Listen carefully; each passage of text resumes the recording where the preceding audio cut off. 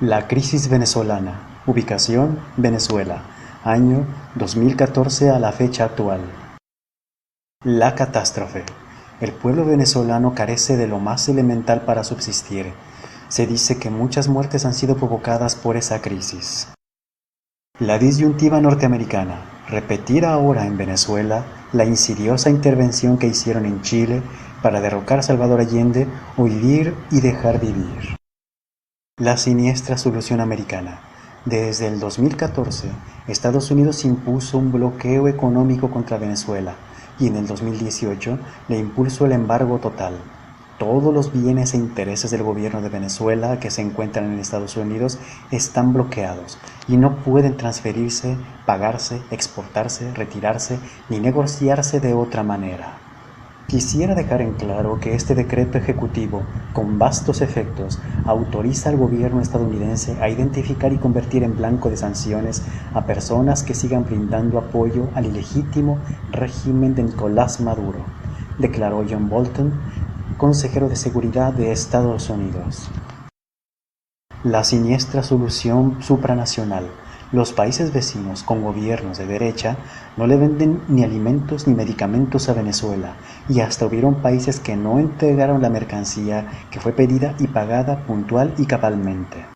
De hecho, durante la epidemia de malaria del 2017, Colombia no quiso venderle medicamentos a Venezuela y fue necesario que Venezuela pagara un costo más elevado al traer los medicamentos desde la India.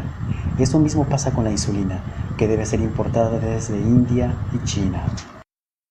La siniestra solución con el oro, como consecuencia de las sanciones cada vez más crecientes en contra del gobierno venezolano y temiendo que fuesen a embargar el oro de Venezuela depositado en bancos del extranjero, Hugo Chávez lo retiró de los bancos de Estados Unidos y de la Unión Europea, pero dejó 30 toneladas en el Banco de Inglaterra. Durante la pandemia de COVID-19, Venezuela pidió un gesto humanitario, que se vendiera parte de ese oro y que los recursos se los dieran al Programa de Naciones Unidas para el Desarrollo, PNUD, y que ellos gestionaran la adquisición y distribución de comida y medicamentos en Venezuela para hacer frente a la pandemia. Gran Bretaña le negó esa ayuda humanitaria al pueblo venezolano que iba a hacer con su propia riqueza. La siniestra solución empresarial.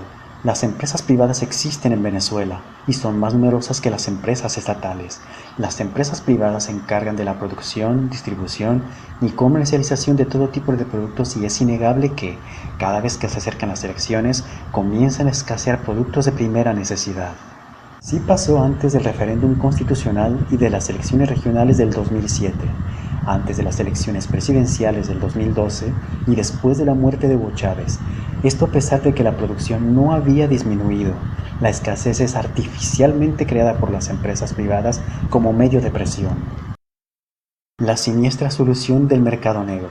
Dado que muchos productos están subvencionados por el gobierno venezolano, gasolina, gas, etc., son muy económicos y los contrabandistas los acaparan y los llevan a Colombia, donde los revenden hasta 10 veces más caro.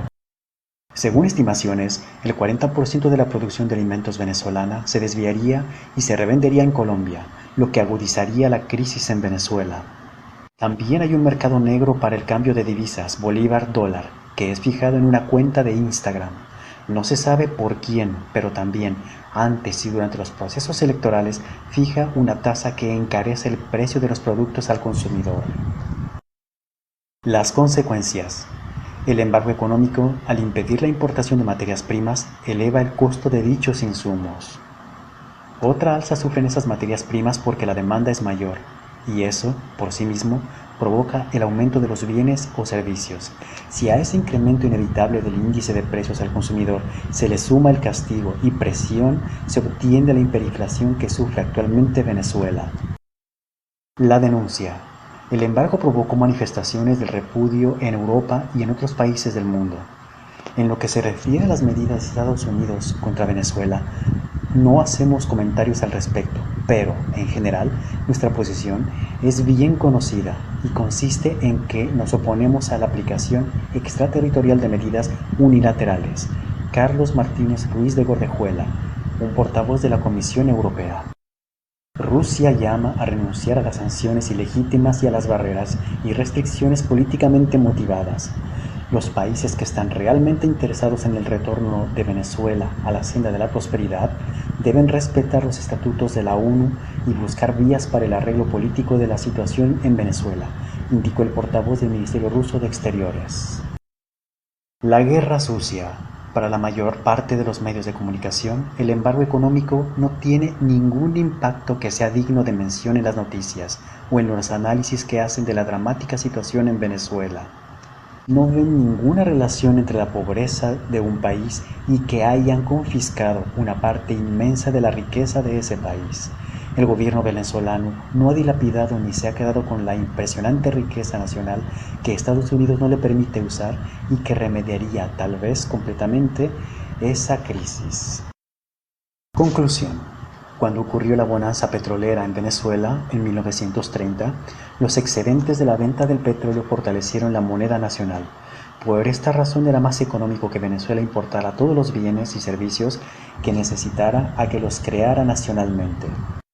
La riqueza petrolera se quedaba en un pequeño grupo que disponía de ella para su disfrute personal y no para crear otras empresas.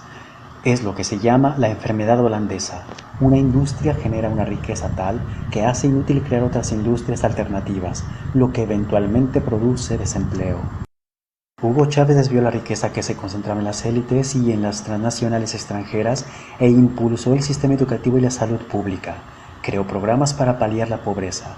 Eso le creó enemigos que eran muy poderosos. Reflexión final. Llevar la libertad a un pueblo oprimido por un régimen dictatorial se escucha muy bien. Hay un régimen fundamentalista que tiene incluso una patrulla religiosa muy temida porque es normal que violen sistemáticamente los derechos humanos de los que aprenden, buscando erradicar conductas delictivas como la homosexualidad, que es castigada con pena de muerte. Igualmente amputa las manos a los ladrones y lapida a las mujeres adúlteras hasta la muerte, y que también castiga con pena de muerte la posesión de perros que no sean de caza o vigilancia.